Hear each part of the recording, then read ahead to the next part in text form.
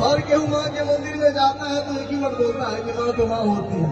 लेकिन फिर भी आप सबके भाव बा खाली बार हर खोली धरा खाली बार हर झोली भरा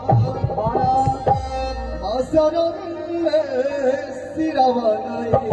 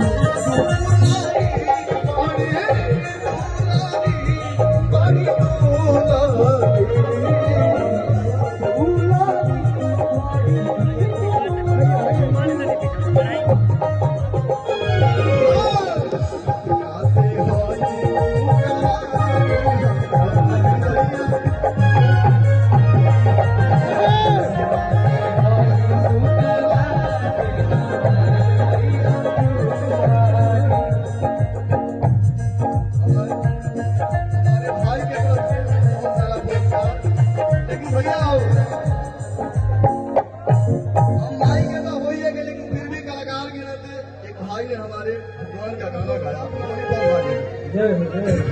लेकिन मैं उस गाने गाने से पहले मैं एक वर्ड बोलूंगा कि हौसला का भाग हमारे जाग जाए।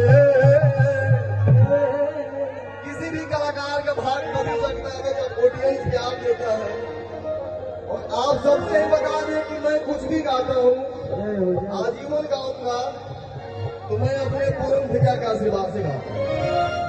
मैं जो भी सीखा हूँ क्या आशीर्वाद से सीखा हूँ, बट भाव है भैया कि हौसला का भाग हमारी जाग जाए।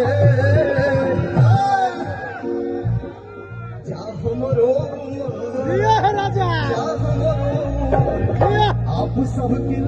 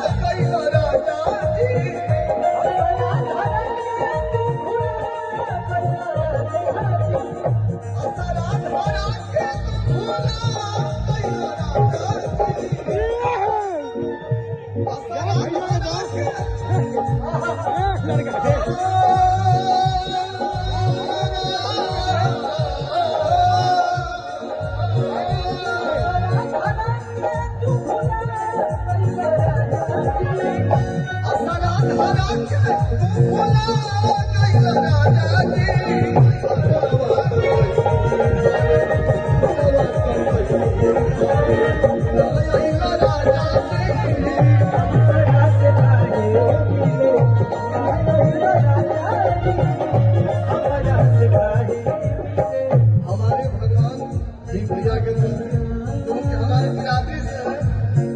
भैया के तरफ से बहुत सारा पुरस्कार